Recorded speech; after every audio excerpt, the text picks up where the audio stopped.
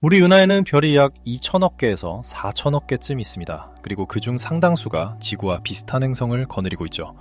우주의 나이는 138억 년. 그러니까 만약 우리보다 조금이라도 앞선 문명이 어딘가에 있었다면 그들은 수백만 년, 아니 수억 년의 시간을 먼저 가졌다는 뜻입니다.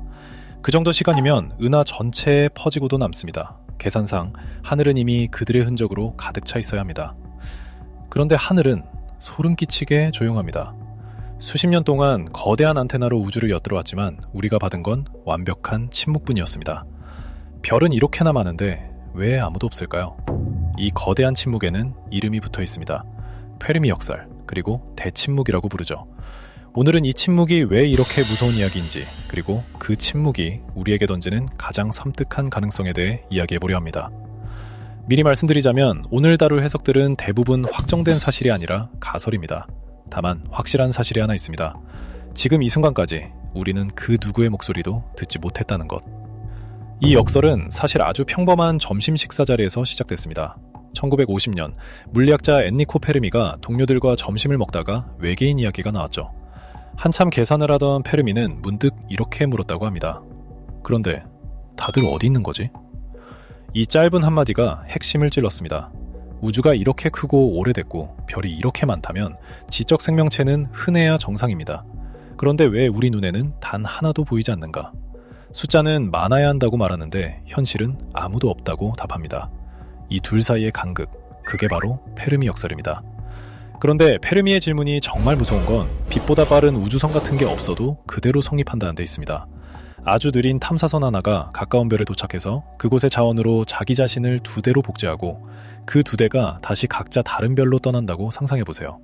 이 과정이 반복되면 문명이 직접 나서지 않아도 기계들이 스스로 은하 전체로 번져나갑니다.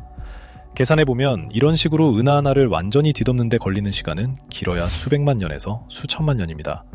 138억 년이라는 우주의 나이에 비하면 그야말로 눈 깜짝할 순간이죠. 그러니까 단 하나의 문명이 우주 역사에서 단 한 번이라도 이걸 시작했다면 그 흔적은 지금쯤 우리 눈앞에 넘쳐야 정상입니다. 그런데 없습니다. 이 완벽한 텅 빔이야말로 역설의 진짜 핵심입니다. 그렇다면 대체 얼마나 많아야 정상일까요? 1961년 천문학자 프랭크 드레이크는 이걸 계산해보기 위한 유명한 공식을 하나 만들었습니다. 드레이크 방정식이라고 하죠. 별이 만들어지는 속도, 그 별이 행성을 가질 확률, 그 행성에 생명이 생길 확률, 그 생명이 지능을 갖고 문명으로 발전할 확률, 그리고 그 문명이 신호를 보낼 만큼 오래 살아남을 확률. 이런 값들을 차례로 곱해서 지금 우리 은하에서 교신 가능한 문명이 몇 개나 될지를 추정하는 겁니다. 문제는 이 값들 대부분을 우리가 정확히 모른다는 데 있습니다. 그래서 누군가 낙관적인 숫자를 넣으면 수천, 수만 개의 문명이 나오고 비관적인 숫자를 넣으면 답이 1, 그러니까 우주에서 우리뿐이라는 결론이 나옵니다. 같은 공식에서 정반대의 대답이 나오는 거죠. 바로 이 마지막 항목, 문명이 얼마나 오래 살아남는가가 오늘 이야기의 진짜 핵심입니다. 여기서 남들은 대개 외계인이 있을 수도 없을 수도 있죠 하고 애매하게 끝냅니다. 하지만 저는 훨씬 더 불편한 질문을 따라가 보려 합니다. 만약 문명은 흔하게 생겨나는데 하나같이 어느 지점에서 전부 사라져버리는 거라면? 이 아이디어에는 그레이트 필터, 거대한 여과기라는 이름이 붙어 있습니다. 1996년 경제학자 로빈 헨슨이 제안한 개념이죠. 죽은 물질에서 시작해 은하를 누비는 문명에 이르는 그 머나먼 길 어딘가에 거의 모든 후보를 걸러내버리는 극복 불가능한 장벽이 있다는 겁니다. 생명이 처음 탄생하는 단계일 수도 있고 단순한 세포가 복잡한 생물로 도약하는 단계일 수도 있고 아니면 문명이 기술을 갖고도 자멸하지 않고 살아남는 단계일 수도 있습니다. 우주가 이렇게 조용한 건 수많은 후보들이 이 여과기를 통과하지 못하고 전부 걸러졌기 때문이라는 거죠. 실제로 지구 생명의 역사를 되짚어보면 이상하리만치 오래 걸린 구간들이 있습니다. 생명이 처음 등장한 뒤 단순한 단세포에서 복잡한 세포 하나로 넘어가는 데만 무려 수십억 년이 걸렸거든요. 어쩌면 그 도약 자체가 웬만해서는 좀처럼 일어나지 않는 극악한 확률의 사건이었는지도 모릅니다. 그렇다면 대부분의 행성은 미생물 수준에서 멈춘 채 별이 늙어 죽을 때까지 조용히 머물러 있을 겁니다. 그리고 여기서 정말 등골이 서늘해지는 질문이 나옵니다. 그 여과기는 우리 뒤에 있을까요? 아니면 앞에 있을까요? 만약 여과기가 우리 뒤에 있다면, 그러니까 생명의 탄생이나 지능의 출현처럼 이미 우리가 통과해온 어떤 단계가 그 극악한 장벽이었다면 우리는 상상도 못할 만큼 운 좋은 생존자입니다. 그래서 주변이 이렇게 텅 비어 있는 거죠. 외롭지만 안전합니다. 그런데 만약 여과기가 우리 앞에 있다면 이야기는 완전히 달라집니다. 그건 기술 문명이 예외 없이 어느 문턱에서 스스로 무너진다는 뜻이고 우리 역시 그 문턱을 향해 걸어가고 있다는 뜻이니까요. 여기서 아주 역설적인 결론이 나옵니다. 만약 우리가 화성이나 다른 행성에서 아주 단순한 미생물이라도 발견한다면 그건 기뻐할 일이 아니라 오히려 나쁜 소식일 수 있습니다. 생명이 그렇게 흔하다는 뜻이라면 우리를 조용하게 만드는 여과기는 생명의 시작점이 아니라 우리 앞쪽 어딘가에 남아있다는 뜻이 되니까요. 이 관점에서 보면 우주의 침묵은 평화가 아니라 경고입니다. 저 수많은 별들 주위에 문턱을 넘지 못하고 쓰러진 문명들의 잔해가 조용히 흩어져 있는 무덤일지도 모른다는 거죠. 물론 이게 유일한 설명은 아닙니다. 두 번째 가능성은 훨씬 더 오싹합니다. 그들이 죽은 게 아니라 일부러 숨어 있는 거라면요. 이걸 암흑의 숲 가설이라고 부릅니다. 소설가 류츠신이 대중화한 아이디어인데 논리는 이렇습니다. 우주를 캄캄한 숲이라고 상상해보세요. 그 숲에는 사냥꾼들이 숨죽인 채 돌아다니고 있습니다. 다른 사냥꾼이 적인지 친구인지 확인할 방법은 없고 상대가 나보다 강한지도 알 수 없습니다. 이때 가장 안전한 전략은 딱 하나, 절대 소리를 내지 않는 겁니다.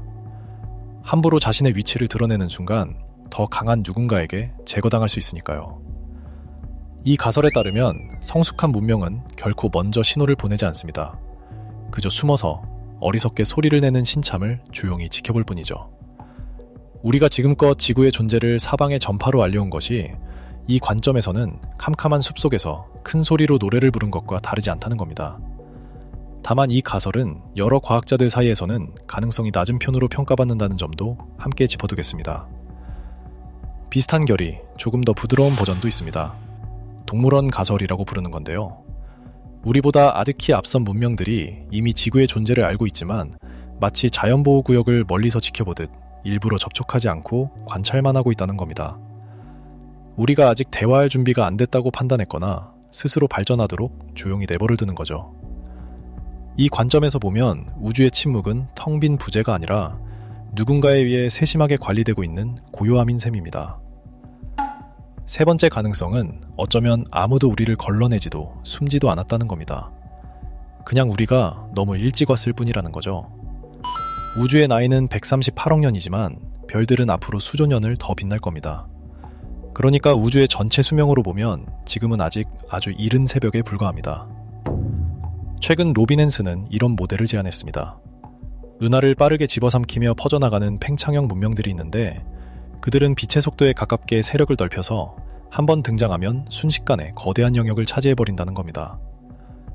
우리가 아직 그런 문명을 보지 못했다는 건 그들이 아직 이 근처까지 도달하지 못했다는 뜻이고 결국 우리가 우주의 무대에 상당히 일찍 등장한 초기 손님이라는 뜻이 됩니다. 어쩌면 우리는 아무도 없는 텅 빈 극장에 가장 먼저 도착해 두리번거리며 왜 아무도 없지? 라고 묻고 있는 첫 관객인지도 모릅니다. 그렇다면 이 셋 중 무엇이 진실일까요? 솔직한 답은 아직 아무도 모른다는 겁니다. 이건 검증되지 않은 가설들이고 우리가 가진 데이터는 사실상 단 하나뿐입니다. 지구라는 생명이 딱 한 번 성공한 사례 하나요. 표본이 하나뿐인 통계로는 그 무엇도 확신할 수 없습니다. 그래서 과학자들은 지금도 수천 개의 별을 향해 거대한 안테나를 겨누고 외계 문명이 남겼을지 모를 아주 희미한 신호를 뒤지고 있습니다. 라디오 자분 속에서 자연이 만들 수 없는 규칙적인 패턴 하나를 찾아내려는 우주에서 가장 외로운 청취입니다. 지난 수십 년간 수많은 별과 은하를 훑었지만 지금까지의 결과는 여전히 침묵입니다. 하지만 이 침묵조차도 하나의 데이터입니다. 우리가 듣지 못한 모든 순간이 조금씩 저 가능성들의 무게를 바꾸고 있는 거죠. 이제 처음에 그 침묵으로 돌아가 보겠습니다. 저 별들 사이의 고요함은 어쩌면 문턱을 넘지 못하고 쓰러진 문명들의 무덤일 수도 있고 숨을 죽인 사냥꾼들의 정적일 수도 있고 아니면 우리가 그저 너무 일찍 도착했다는 신호일 수도 있습니다. 그 어느 쪽이든 이 침묵은 우리에게 같은 무게의 질문을 던집니다. 만약 문명이 흔하게 태어나서 하나같이 사라지는 거라면 지금 우리가 서 있는 이 순간이야말로 그 무너지기 쉬운 문턱의 한복판일지도 모른다는 것. 우리는 138억 년 우주 역사에서 이제 막 별들 사이로 첫 신호를 보내기 시작한 아주 어리고 연약한 문명입니다. 우리가 이 침묵을 깨는 첫 목소리가 될지, 아니면 그 무덤에 조용히 더해지는 또 하나의 잔해가 될지는 어쩌면 지금 이 세대의 손에 달려있는지도 모릅니다. 오늘 밤 하늘을 올려다보실 때 한번 떠올려보세요. 저 무수한 별들의 침묵은 우리에게 아무 말도 하지 않는 게 아니라 아주 오래전부터 무언가를 조용히 말하고 있는 건지도 모릅니다.